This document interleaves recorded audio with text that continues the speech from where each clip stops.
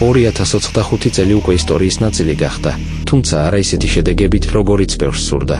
გასულ წელს კაცობრიობამ რამდენიმე გადამწყვეტი შესაძლებლობა გაუშვა ხელიდან, როდესაც კატასტროფული ესკალაციის კონტროლი ჯერ კიდევ შესაძლებელი იყო. სამწუხაროდ მათი განვითარება გრძელდება. კიდევ აქვს კაცობრიობას შანსი, შეცვალოს უკვე დაწყებული სცენარი? პასუხებს დღევანდელ ეპიზოდში იპოვით.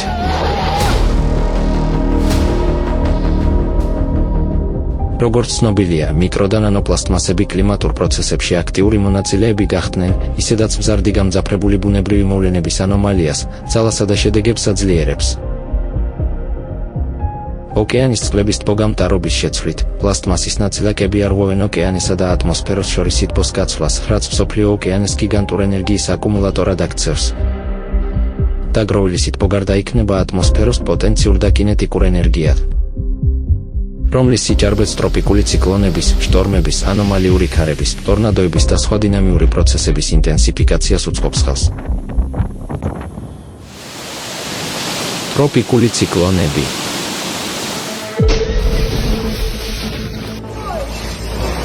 (2025 წლის ტროპიკული ქარიშხლების სეზონი ადასტურებს ტენდენციას, რომელიც ყოველწლიურად სულ უფრო აშკარა ხდება, მიუხედავად იმისა, რომ ამ მოვლენების საერთო რაოდენობა მნიშვნელოვნად არ გაზრდილა, ძლიერი ქარიშხლების წილი გაიზარდა. ამგვარად, ამერიკის ოკეანური და ატმოსფერული კვლევების ეროვნული ადმინისტრაციის მონაცემებით, გასული სეზონის განმავლობაში ატლანტის ოკეანის აუზში 13 დასახელებული შტორმი დაფიქსირდა, რომელთაგან 5 ქარიშხალში გაძლიერდა, 3 კი მეხუთე, მაქსიმალურ კატეგორიას მიაღწია.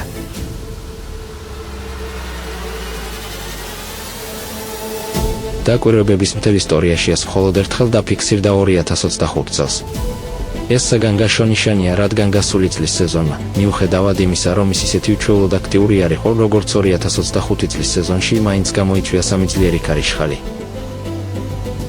განსაკუთრებით გამოირჩევა ტროპიკული ქარიშხალი მელისა, ერთ-ერთი ყველაზე ძლიერი ქარიშხალი, რომელიც კიოდესმე დაფიქსირებულა დაკვირვებების მთელ ისტორიაში. მასში ქარის ნაკადები საათში დაახლოებით 406 კილომეტრს აღწევდა. ეს მაჩვენებელი დაახლოებით 6 კილომეტრით საათში აღემატება ოკეანეზე ტროპიკული ციკლონის დროს დაფიქსირებულ რეკორდულ ქარის ნაკადს და მხოლოდ 1 კილომეტრით ნაკლებია დედამიწაზე დაფიქსირებულ ყველაზე სწრაფი ქარის ნაკადზე.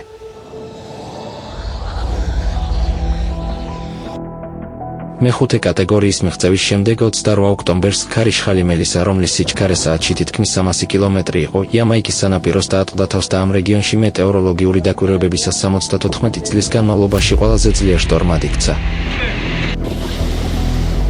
კუნძულის მაცხოვრებლების 3/4 ელექტროენერგიისა და კომუნიკაციების გარეშე დარჩა. იამაიკის მთელი ტერიტორია ოფიციალურად კატასტროფის ზონად გამოცხადდა. თვითმხილველებმა მომხდარი კატასტროფის ფილმის სცენება დაღწერეს, პალმის ხეები ასანთის ღეროები ვითყდებოდა, გზები ჩამორეცხილი, სახლები კი ფანჯრების დონემდე იყო დატბორილი. კატასტროფას 19 ადამიანის სიცოცხლე შეეწირა. ქარიშხალმა მელისამ კარიბის ზღვის აუზის სხვა ქვეყნებიც დააზარალა, რამაც ქაოსი და ადამიანური მსხვერპლი გამოიწვია. აღსანიშნავია, რომ ბოლო 10 წლის განმავლობაში ეს პირველი შემთხვევა, როდესაც არც ერთი ტროპიკული ქარიშხალი არ დაატყდა თავს შეერთებული შტატების მატერიკულ ნაწილს. თუმცა ეს ფაქტი სტაბილურობის საშიში ილუზიას ქმნის, რადგან ის შტორმების აქტივობის შემცირებასთან არ არის დაკავშირებული. მთავარი ფაქტორი იყო მუდმივი ატმოსფერული ანომალია აღმოსავლეთ სანაპიროზე დაბალი წნევის ზღარი, რომელიც დამცავ ბარიერს ასრულებდა და მსხვილ ქარიშხლებს ატლანტის ოკეანეში გადამისამართებდა. ამან ქვეყანას დროებითი შვება მოუტანა, თუმცა რისკის საერთო დონე არ შეამცირა.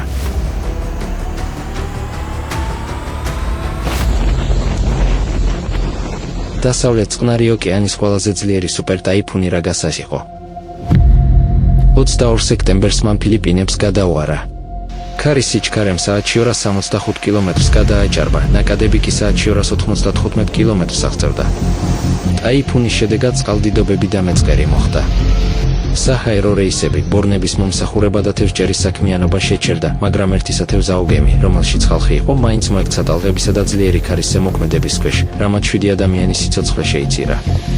ტაივანის კუნძულზე ტაიფუნმა რაგასამ უპრეცედენტო ნალექი გამოიწვია, ზოგიერთ რაიონში დაახლოებით 1000 მმ ნალექი მოვიდა.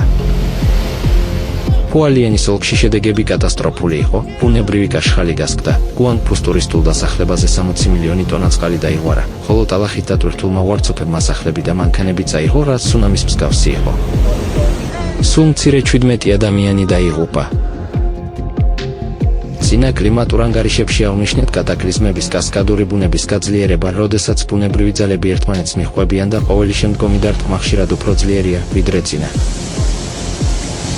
2025 წელს ეს ტენდენცია განსაკუთრებით ნათლად გამოიხატა. ტაიფუნები ისეთი სიხშირით მოდიოდა, რომ სამხრეთ-აღმოსავლეთ აზიის მაცხოვრებლებს აღდგენის დრო არ ჰქონდათ.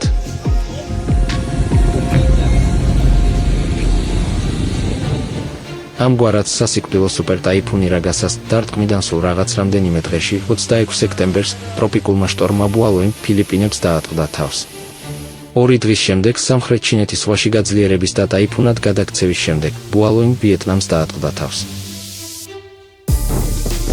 ხოლო ცენტრალურ ვიეტნამში 144,000-ზე მეტი სახლი დაზიანდა და ელექტროენერგიის გარეშე დარჩა უზარმაზარი ტერიტორიები. 26,000 ჰექტარზე მეტი ბრინჯი და სხვა სასოფლო-სამეურნეო კულტურები განადგურდა. ქვეყნის მასშტაბით სტიქიის მსხვერპლთა რიცხვი 56 ადამიანს შეადგენდა. სპეციალისტები აღნიშნავენ, რომ ტაიფუნი ბუალოი ერთ-ერთი ყველაზე იშვიათი და ანომალიური ფენომენი აღმოჩნდა. სამხრეთ ჩინეთის ზღვაში მისი სიჩქარე საათში 35 კილომეტრს აღწევდა, რაც თითქმის ორჯერ მეტია ნორმაზე. ხოლო ხატინის პროვინციაში მან დესტრუქციული ძალა 11 საათზე მეტ ხანს შეინარჩუნა, რამაც რეგიონში დაკვირვებების მთელ ისტორიაში ყველაზე ძლიერი გახდა. მიუხედავად იმისა, რომ ტაიფუნი კალმაეგი, რომელმაც ფილიპინების პროვინცია სებუს 4 ნოემბერს დაარტყა, ქარის სიჩქარის მხრივ რეკორდული არ გამხდარა, მის მანელმა მოძრაობამ და ნალექების კოლოსალურმა რაოდენობამ სტიქიების სასიკვდილო გახადა. ფილიპინებში სტიქიებმა სულ მცირე 269 ადამიანის სიცოცხლე შეიწირა. ხელისუფლების ცნობით, მათი უმეტესობა დაიხრჩო.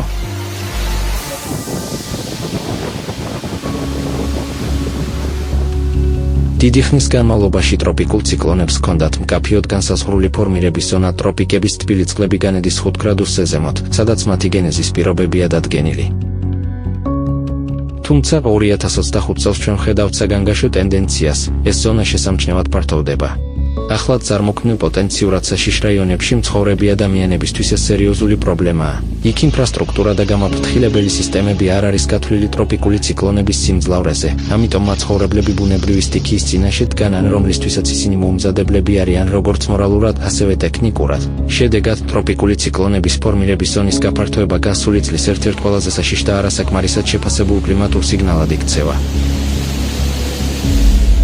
ამგვარად, ტაიფუნი ნეოგური წყნარ ოკეანეში სექტემბერში უჩვეულოდ მაღალ განედზე ჩამოყალიბდა და 1997 წლის შემდეგ ყველაზე ჩრდილო-აღმოსავლეთით მდებარე შტორმად კლასიფიცირდა.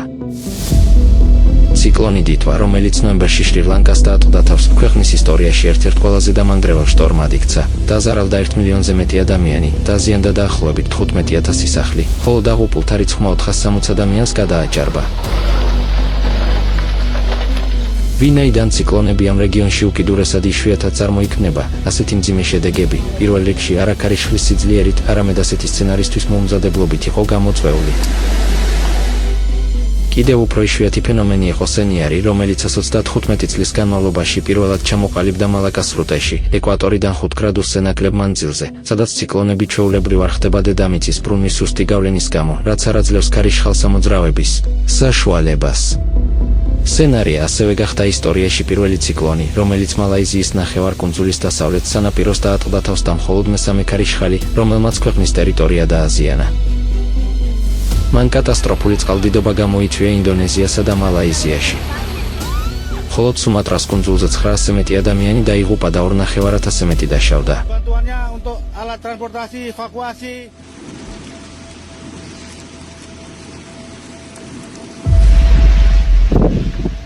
ტორნადოები 2025 წლის მარტში შეერთებულ შტატებს დამანგრეველმა შტორმის ფრონტმა გადაუარა, რაც ამთვის მეტეოროლოგიური დაკვირვებების ისტორიაში ყველაზე დიდი ტორნადოს აფეთქება დააფიქსირა.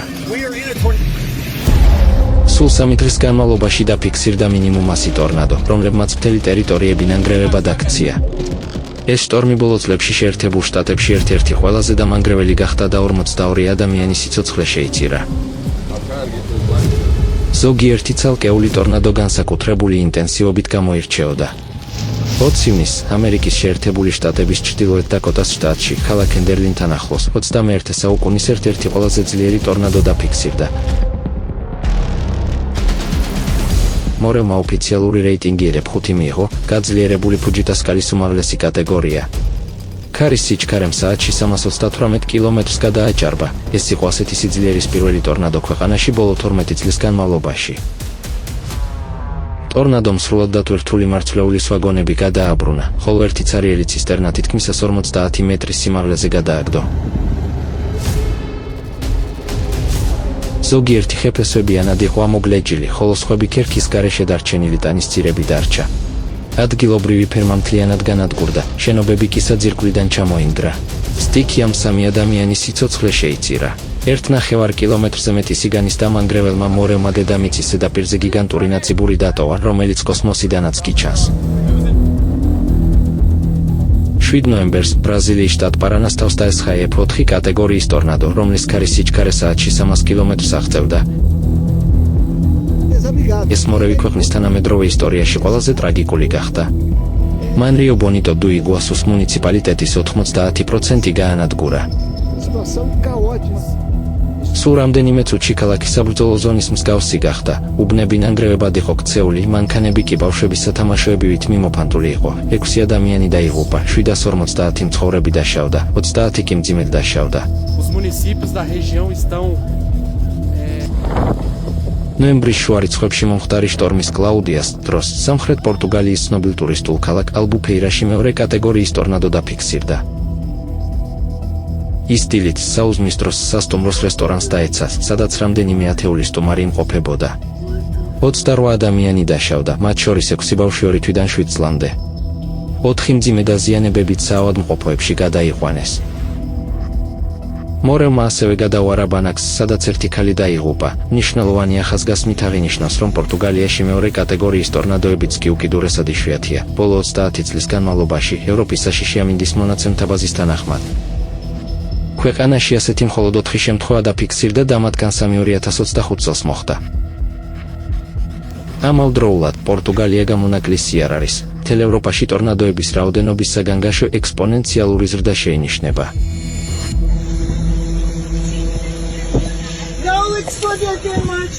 ბრაზილიისა და პორტუგალიის მაგალითები ნათლად აჩვენებს ტორნადოების გეოგრაფიის გაფართოებას. დღესდღეობით მორევები სულ უფრო ხშირად ფიქსირდება იმ რეგიონებში, სადაც ისინი ადრე თითქმის არასდროს შეინიშნებოდა.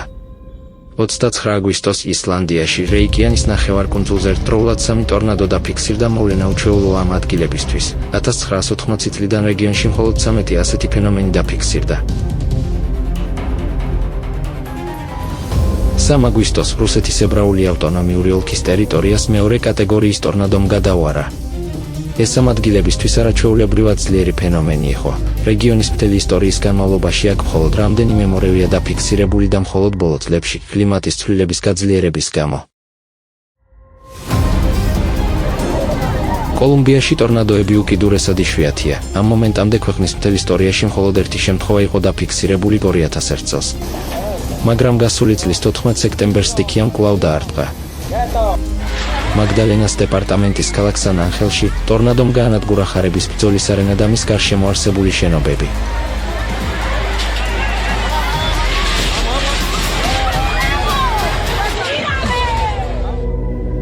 ოქტომბრის ბოლოს რამდენიმე დღის განმავლობაში ჩრდილოეთ და დასავლეთ თურქეთში სულ მცირე 4 ტორნადო მოხდა, მათ შორის 2 მეორე კატეგორიის ტორნადო, რომელთაგან ერთმა ადამიანის სიცოცხლე შეიწირა.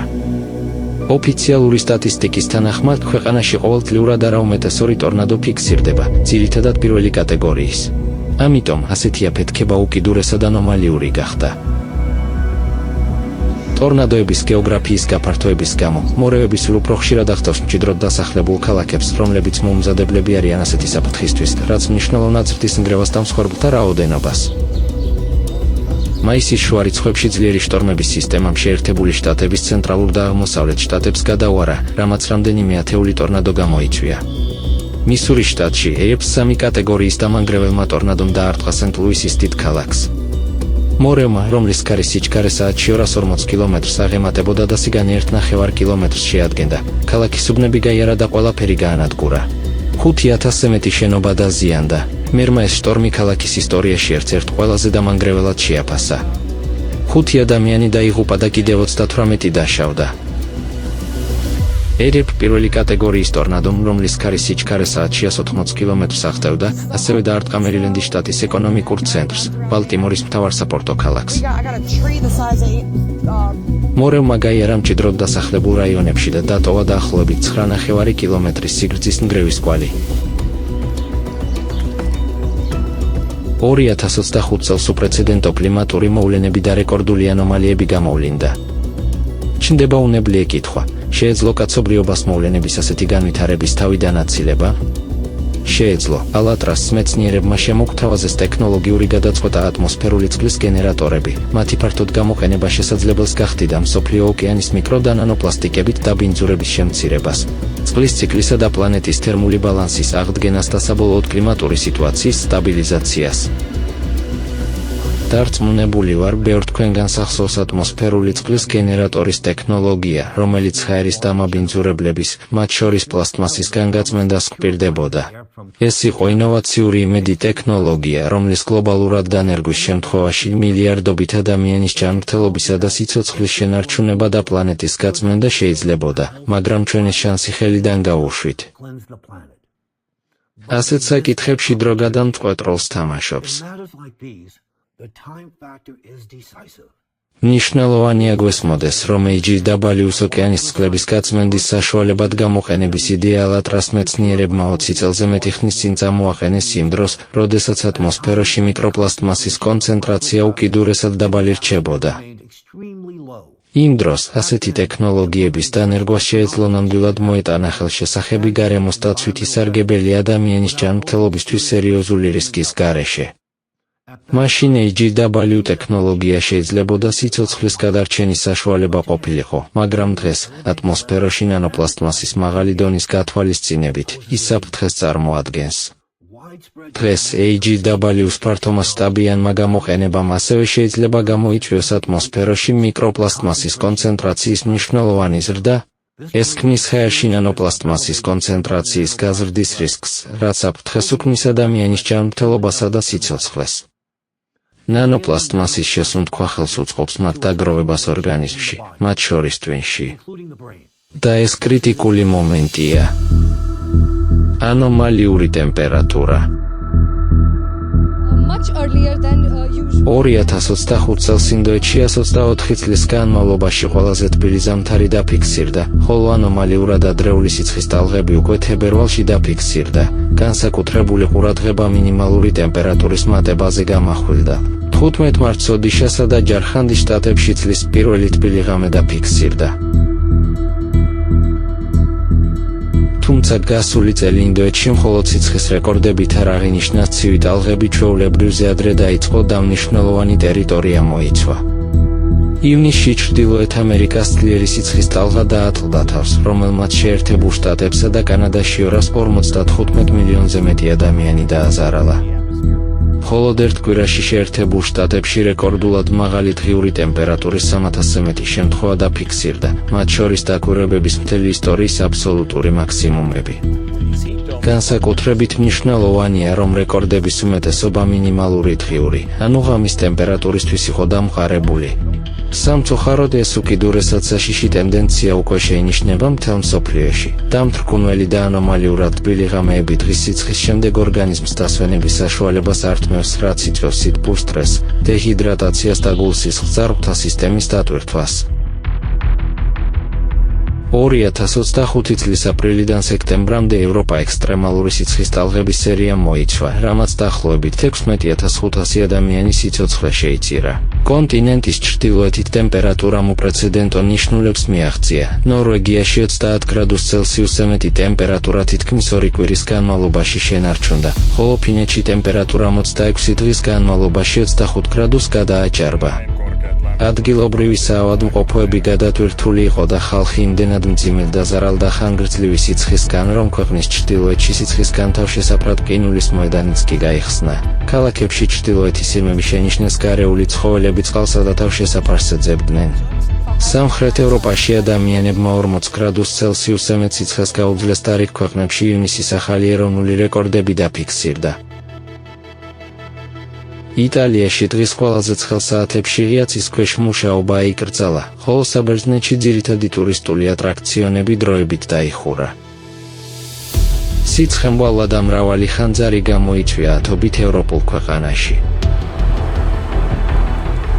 რუსეთში საბაიკალის მხარეში და ბურიატიის რესპუბლიკაში 2025 წლის განმავლობაში ხანძრების სეზონი განსაკუთრებით მძიმე აღმოჩნდა. მიზეზი მცირეთოვლიანი ზამთარი და დაკვირვებების ისტორიაში რეკორდულად თბილი გაზაფხული იყო. ამ რეგიონებში ტემპერატურა 5-დან 7 გრადუსამდე მაღალი იყო, ვიდრე გრძელვადიანი საშუალო მაჩვენებლები. ციმბირსა და არქტიკაში ტემპერატურული ანომალიები შოკის მომგვრელი იყო. იაკუტსკში, უკიდურესად ცივი კლიმატის მქონე ქალაქში, იანვარი რეკორდულად თბილი აღმოჩნდა. გარკვეულ დღეებში ტემპერატურა კლიმატურ ნორმაზე 24 გრადუს ცელსიუსზე მეტად მოიმატა. მაქსიმალური ტემპერატურის ყოველდღიური ჩანაწერები ზედიზედ 6 დღის განმავლობაში ფიქსირდებოდა. მაცხოვრებლებმა შენიშნეს, რომ ტირიფი უკვე აყვავებული იყო, რაც აპრილის დასაწყისისთვისაც კი უჩვეულოა და არყის ხეებზე კვირტები შეშუპებული იყო. 20 აგვისტოს კარის ზღვაში ვიზეს კუნძულზე ტემპერატურამ დაკვირვებების ისტორიაში პირველად მიაღწია 11.6 გრადუს ცელსიუსს, რაც წინა აგვისტოს რეკორდს ერთდროულად 2.5 გრადუსით აჭარბებდა. ანომალიურად მაღალ ტემპერატურასთან ახლდა ჭექა ქუხილი ამ განედებისთვის უკიდურესად იშვიათი ფენომენი, რომელიც აქ მხოლოდ მესამედ დაფიქსირდა 21 საუკუნეში. იმავე დღეს ტაიმირის ნახევარკუნძულის ჩრდილოეთით, კონცხ-სტერლეგოვთან ჰაერის ტემპერატურა 23 გრადუსი ცელსიუსი შეადგინა, საშუალო თვიური მაქსიმუმი კი მხოლოდ 6 გრადუს ცელსიუსი იყო. რუსეთის სხვადასხვა რეგიონში ტემპერატურული კონტრასტები იმდენად მკვეთრი აღმოჩნდა, რომ მეტეოროლოგებსაც კი არ ჰქონდათ სიტყვები ამ ინდის ქაოსის მასშტაბის აღსაწერად.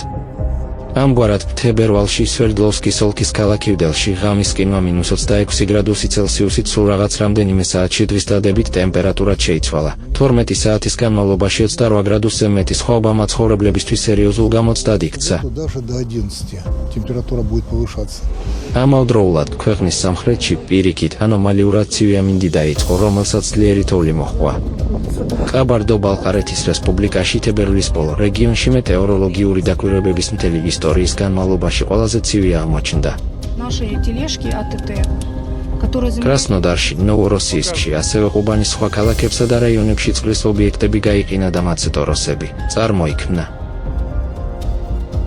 სოჩში თოვლი მოვიდა არა მხოლოდ მთიან რაიონებში, სადაც თოვლის ნალექების სიმაღლე 3 მეტრს აღწევდა, არამედ უშუალოდ სანაპიროზეც. მწვანე გაზონები, პალმები და ყვავილები თოვლის სქელი ფენით დაიფარა, ფენომენი, რომელიც ამ რეგიონისთვის ძალიან იშვიათია.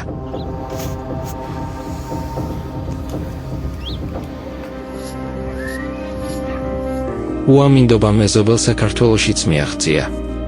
ჩვეულებრივ თბილ კურორტ ბათუმში, სადაც რბილი კლიმატის გამო სახლები არ არის აღჭურვილი ცენტრალური გათბობით, მკვეთრი ყინვები დაიწყო. ქალაქი ისეთი მოცულობით თოვლის ქვეშ იყო ჩაფლული, რომ მუნიციპალურ სამსახურებს 24 საათი მუშაობა მოუწიათ. იანვარში შეერთებულ შტატებს ძლიერი ზამთრის შტორმების სერია შეექმნა. 3 იანვარს ცენტრალურ შტატებს ანომალიური თოვლი დაატყდა თავს. კანზასში თოვლის საფარი 46 სანტიმეტრამდე გაიზარდა, რამაც ტრანსპორტის სერიოზული შეფერხებები, ელექტროენერგიის გათიშვა და სიკვდილიანობა გამოიწვია. რამდენიმე დღის შემდეგ სტიქიამ ქვეყნის სამხრეთ-აღმოსავლეთ ნაწილს დაარტყა, რამაც თითქმის 25 შტატში მკაცრი ზამთრის პირობები მოიტანა და დაახლოებით 80 მილიონი ადამიანი დააზარალა. რეგიონებში, რომლებიც ასეთ ყინვებსა და თოვლს არ არიან მიჩვეულები, ცხოვრება პარალიზებული იყო. 20 იანვრიდან სამხრეთ შტატებს ძლიერი შტორმი დაატყდა თავს, რაც რეგიონისთვის სერიოზულ გამოცდად იქცა. მექსიკის ყურის სანაპიროზე, სადაც თოვლი იშვიათია, თოვლის ნალექებმა მრავალწლიანი და საუკუნოვანი რეკორდებიც კი მოხსნა. სულ მცირე 9 ადამიანი გახდა ჰიპოთერმიისა და საგზაო შემთხვევების მსხვერპლი. ისტორიაში პირველად ამერიკის ეროვნულმა მეტეოროლოგიურმა სამსახურმა ლუიზიანასა და ტეხასის გარკვეულ რაიონებში ქარბუქის გაფრთხილება გამოაცხადა.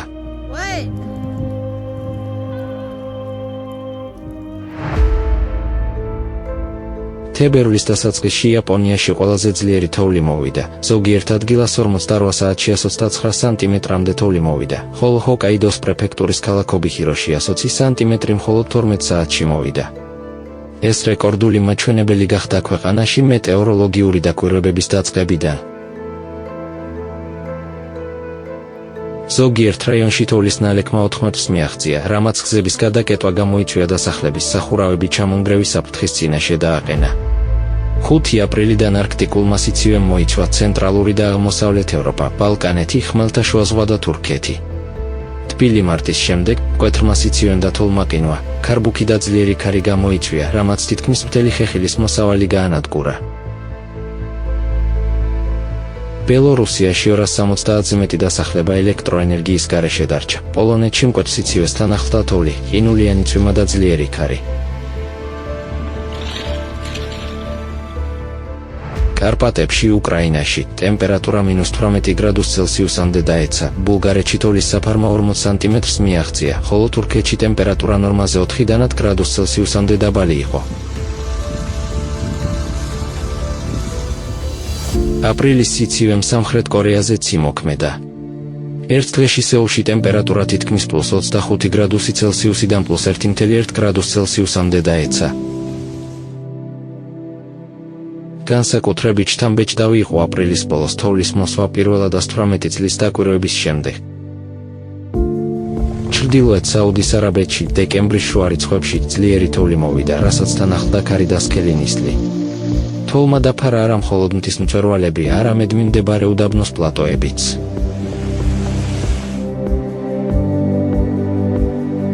თერმომეტრები -4 გრადუს ცელსიუსამდე დაეცა. მსგავსი მოვლენა რეგიონში თითქმის 30 წლის განმავლობაში არ დაფიქსირებულა. კიდევ უფრო უჩვეულო იყო თოვლი არგენტინაში შობას 25 დეკემბერს სამხრეთ ნახევარსფეროში ზაფხულის შუა პერიოდში. სალტასა და ხუხუის პროვინციების მაღალმთიან რაიონებში ტემპერატურა +1 გრადუს ცელსიუსამდე დაეცა, რაც შეესაბამება ზამთრის ტიპურ მაჩვენებლებს და ძლიერმა თოვლმა სტრატეგიულად მნიშვნელოვან გზებზე მოძრაობა შეაფერხა. მეტეოროლოგებმა აღნიშნეს, რომ ცივი მასების შორს ჩრდილოეთით გადაადგილება სერიოზული ანომალიაა.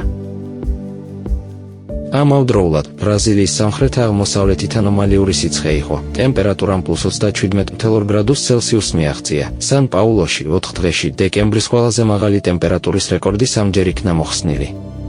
და ესე წინააღმდეგება ამ თვისთვის ჩვეულებრივ საშუალო მაქსიმალურ ტემპერატურას, რომელიც 28.3 გრადუსი ცელსიუსია. რამდენიმე ათწლეულის განმავლობაში ახალი ყოველთვიური რეკორდი იშვიათი ფენომენია, ხოლო 4 დღეში 3 რეკორდი ნამდვილი ანომალიაა.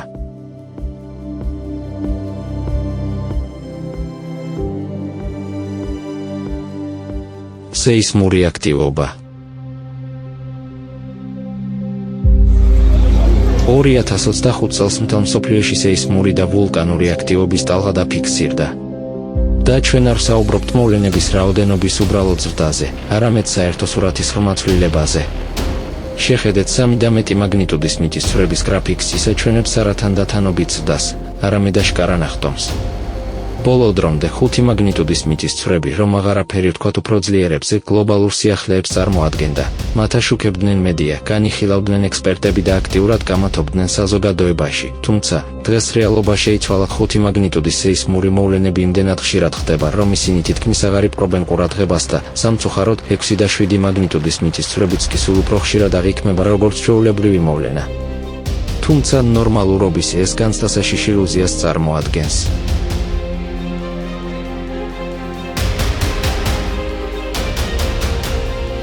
გავიხსენოთ მხოლოდ რამდენიმე ათასი მსგავსი მოვლენიდან, რომლებიც გასულ წელს მოხდა. 7 იანვარს ტიბეტი 6.8 მაგნიტუდის ძლიერმა მიწისძვრამ შეარყია. ძირითადმა სეისმურმა დარტყმამ და 600-ზე მეტმა შემდგომ აბიძგმა ათობით სოფელი და 3600-ზე მეტი სახლი დაანგრია. 126 ადამიანი დაიღუპა, ათასობით კი ზამთრის მკაცრ პირობებში უსახლკაროდ დარჩა. 3 ივნისს ხმელთაშუა ზღვაში 5 და 8 მაგნიტუდის მიწისძვრა მოხდა. თურქეთის მუღლას პროვინციაში დაშავებულთა რიცხვმა 75-ს მიაღწია, რომელთა უმეტესობა ფანჯრებიდან გადახტომის დროს დაშავდა. აქ სეისმური აქტივობის ზრდა იმდენად აშინებს ხალხს, რომ ყოველი ბიძგი ძლიერი სტრესის წყაროდ იქცევა. მიწისძვრის დროს 14 წლის გოგონას ძლიერი პანიკური შეტევა დაემართა. სამწუხაროდ სამედიცინო დახმარების მიუხედავად ის გარდაიცვალა.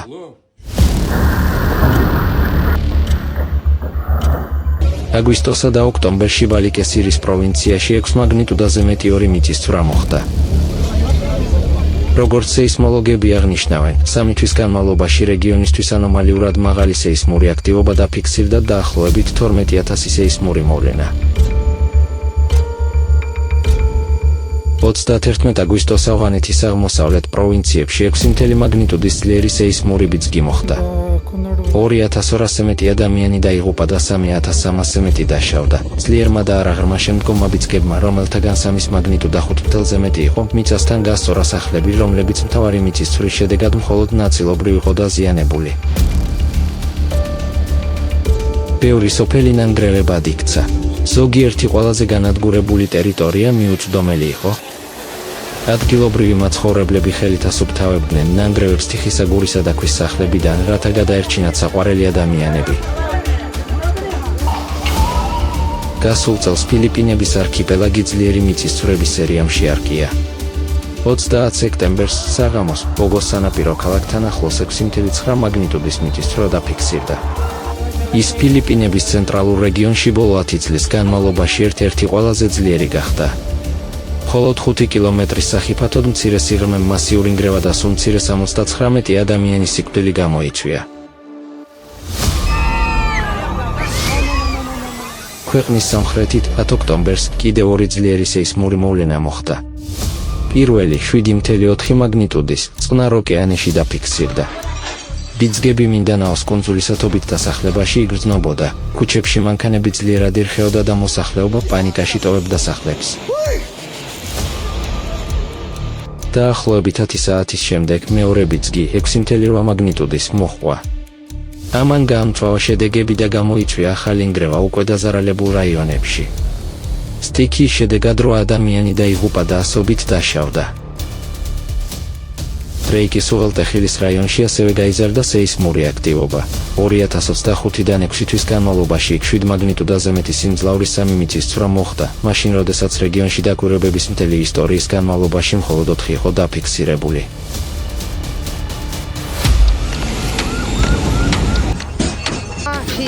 2025 წელს დაფიქსირდა მიწისძვრები ისეთი ანომალიური და რეკორდული მახასიათებლებით, რომ ისინი არ ჯდებოდა სეისმოლოგიის ცნობილ თანამედროვე კანონებში.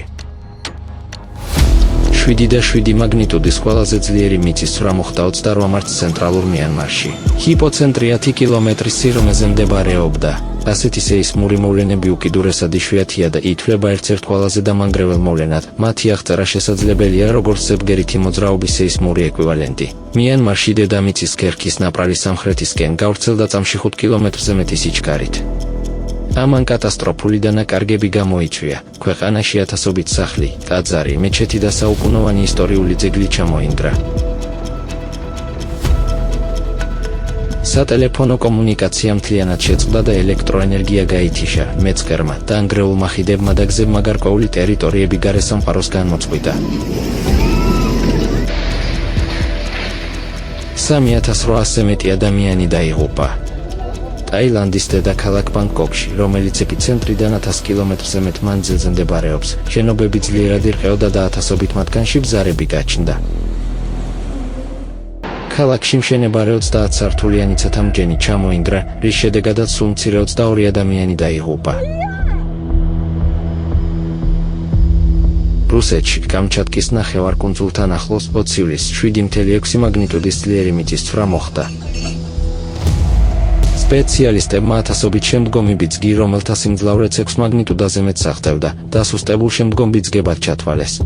მაგრამ ყველა მათგანი მხოლოდ წინა ბიძგები აღმოჩნდა, თანამედროვე ისტორიის ერთ-ერთი ყველაზე ძლიერი სეისმური მოვლენის წინამორბედები. 30 ივლისს პეტროპავლოვსკ-კამჩატკიდან 159 კილომეტრში რეგიონის დედაქალაქიდან 8,8 მაგნიტუდის მიწისძვრა მოხდა. მიწისძვრების ხანგრძლივობით შოკირებული იყვნენ სეისმურ აქტივობას მიჩვეული კამჩატკის მაცხოვრებლებიც კი. ამ მეგამიწისძვრამ 10,000-ობით შემდგომი ბიძგი გამოიწვია, მათ შორის 7 მაგნიტუდაზე მეტი სიმძლავრის მოვლენები. ისინი თითქმის 6 თვის შემდეგაც არ ცხება და კამჩატკის დასახლებებში ასობით ბიძგი იგრძნობა. 19 სექტემბერს წყნარ ოკეანეში 7,8 მაგნიტუდის მიწისძვრა მოხდა, რაც კვლავ არ დაემთხვა სეისმოლოგების პროგნოზებს. მოვლენა ძალიან ძლიერი იყო და როგორც რუსეთის მეცნიერებათა აკადემიის ერთიანი გეოფიზიკური სამსახურის დირექტორმა აღნიშნა, არ შეესაბამებოდა შემდგომი ბიძგების გავრცელების არც ერთ ცნობილ სამეცნიერო მოდელს. კამჩატკაში მიმდინარე მოვლენები ბუნებრივი პროცესია, რომელიც ნათლად ადასტურებს მეცნიერთა საერთაშორისო საზოგადოების მიერ შემუშავებულ სამეცნიერო მოდელს. საუბარია ციმბირის მაგმატური ღრუბლის მაგმის გადახურებული ნაკადის ზემოქმედებაზე. მისი წნევა ლითოსფეროში ციმბირის საზღვრებს მიღმა ვრცელდება, ჰიდრავლიკური დგუშის მსგავსად ის ქმნის კოლოსალურ დაძაბულობას კონტინენტური ბლოკის კიდეებზე და სწორედ აქ ვლინდება ყველაზე გამოხატული გეოდინამიკური პროცესები. კამჩატკაში ძლიერი მიწისძვრების სერია კლასიკური კიდის ეფექტია. ბუნებრივია, ციმბირი, მათ შორის მისი არქტიკული ნაწილი, გარდაულად რეაგირებს მისი ტერიტორიის ქვეშ არსებულ გიგანტური მაგმის კამერაზე და სწორედ 2025 წელს დაიწყო აქ ატიპიური სეისმური აქტივობა. –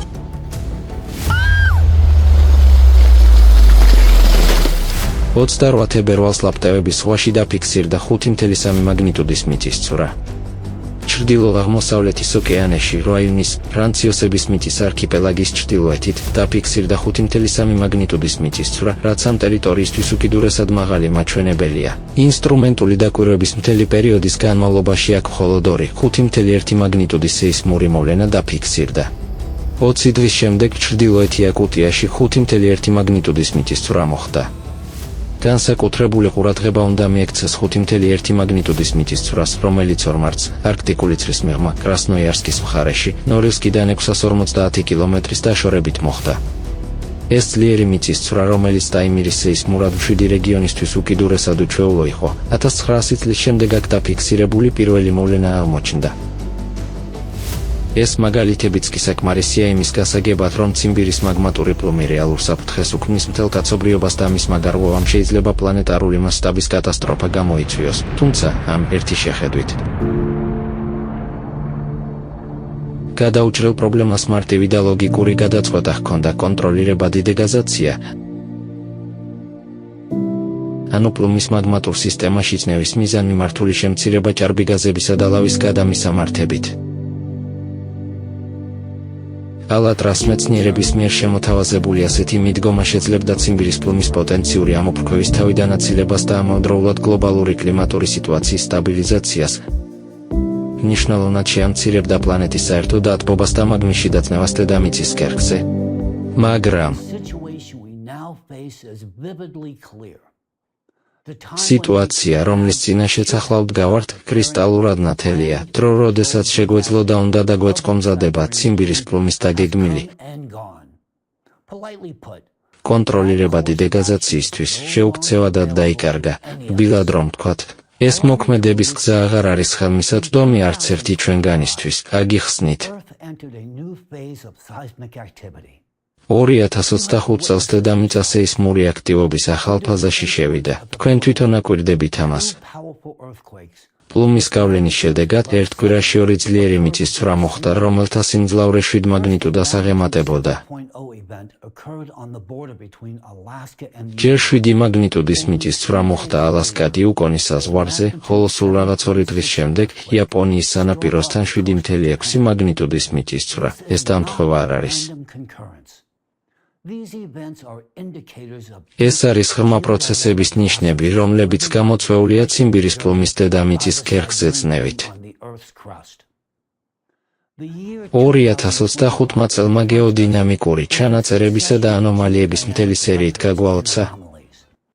ციმბირის მაგმატური პლუმის დეგაზაციისთვის მომზადების რეალურივად და მინიმუმ 4 წელია. მჭიდრო საერთაშორისო თანამშრომლობისა და მსოფლიოს სხვადასხვა კუთხიდან საუკეთესო სპეციალისტების სრული ჩართულობის პირობებში.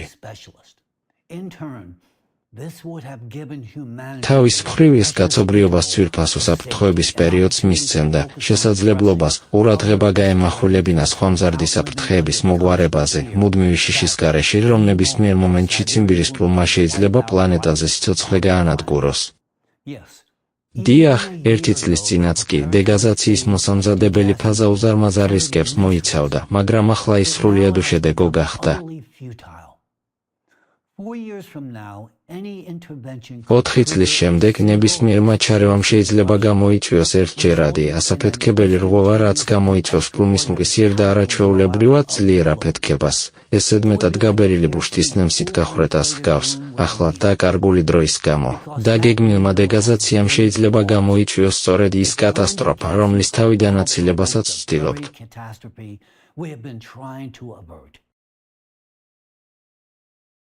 გასული წლის გახსენებისას ყველაზე ძლიერი კატაკლიზმების, ნგრევის, დანაკარგებისა და ადამიანური ტკივილის დროს ისევ და ისევ ბრუნდება ის აზრი, რომ ამ ყველაფრის თავიდანაცილება შეიძლებოდა უმოქმედოდ რომ არ დარჩენილიყავით.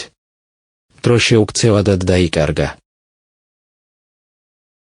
ამ გამოშვებას ვასრულებთ პოპულარული სამეცნიერო ფილმის ფრაგმენტით, რომელიც შეიქმნა ფუნდამენტური კვლევისა და იმ ადამიანების ქმედებების შედეგად, რომლებმაც შეძლეს ჭეშმარიტად გაეგოთ, რა დავკარგეთ უკვე, ესენი არიან ადამიანები, რომლებიც არ ნებდებიან.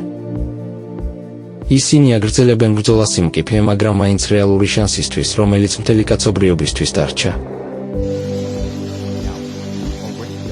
ახლა ჩვენ უკვე ვიცით, რომ ელექტროსტატიკური მუხტი მათი დესტრუქციული ძალის საფუძველია. ამის გაგებით, ალატრას სამეცნიერო ჯგუფმა პირველმა შემოგთავაზა სტრატეგიული მიმართულება, კერძოდ, ნანოპლასტმასებისთვის ელექტრული მუხტის დაგროვებისა და შენარჩუნების უნარის ჩამორთმევა. თუ მიკრო და ნანოპლასტმასებიდან მუხტის აღმოფხვრას შევძლებთ, ჩვენ არა მხოლოდ აღმოფხვრით მათ დამანგრეველ გავლენას ადამიანის ჯანმრთელობაზე. არამედ ეს ასევე ხელს შეუწყობდა ჩვენი ბიოსფეროდან ზედმეტი ენერგიის მოცილებას, ენერგიისა, რომელიც სხვა შემთხვევაში დაგროვდებოდა, რაც გეოდინამიკურ კრიზისს გააძლიერებდა და სტიქიურ უბედურებებს გაამწვავებდა. ძალიან დიდი ხნის განმავლობაში ვცხოვრობდით იმ დამამშვიდებელი ილუზიით, რომ ჯერ კიდევ არის დრო, რომ კაცობრიობას ყოველთვის ექნება შანსი ამოიცნოს, გაიგოს და უპასუხოს, მაგრამ ეს დრო უკვე გავიდა. ახლა ჩვენი ყველაზე დიდი გამოწვევა გამოსავლის პოვნა, სანამ უკან დაუბრუნების წერტილს გადავალთ, სანამ ჯერ კიდევ გვაქვს როგორც ინტელექტი, ასევე დარჩენილი მცირე დრო. მაგრამ იმისათვის, რომ ეს მოხდეს, მთელმა კაცობრიობამ ჯერ უნდა გააცნობიეროს მიმდინარე მოვლენების რეალური მასშტაბები. მხოლოდ ამის შემდეგ შევძლებთ ჩვენი სრული სამეცნიერო პოტენციალისა და რესურსების მიმართვას გამოსავლის პოვნაზე. როგორც უკვე ვნახეთ, ვერც ერთი ინდივიდი, ორგანიზაცია ან ერი დამოუკიდებლად ვერ გადაჭრის ასეთ რთულ პრობლემას. ალატრას სამეცნიერო საზოგადოება 2 ათწლეულია ეძებს ამ გამოსავალს და მიუხედავად იმისა, რომ ის ჯერ არ არის ნაპოვნი, ჩვენ ვიცით, რომ ის არსებობს. ჩვენ გვესმის, რომ პასუხი ფიზიკის, ქიმიისა და ბიოლოგიის გზაჯვარედინზეა, რაც ნიშნავს, რომ გამოსავალი მიღწევადია და მისი პოვნა აუცილებელია ჩვენი გადარჩენისთვის. მრავალწლიანი კვლევის შედეგად ჩვენ ათლად მივხვდით, რომ მთელი გლობალური საზოგადოების ძალისხმევა უნდა იყოს გაერთიანებული დასასწრაფოდ. მხოლოდ ერთად მოქმედებით შეგვიძლია გადავჭრათ ეს უზარმაზარი გამოწვევა და შევინარჩუნოთ ყველაზე ძვირფასი, რაც გვაქვს თავად სიცოცხლე. სიცოცხლე ღირს ბრძოლად.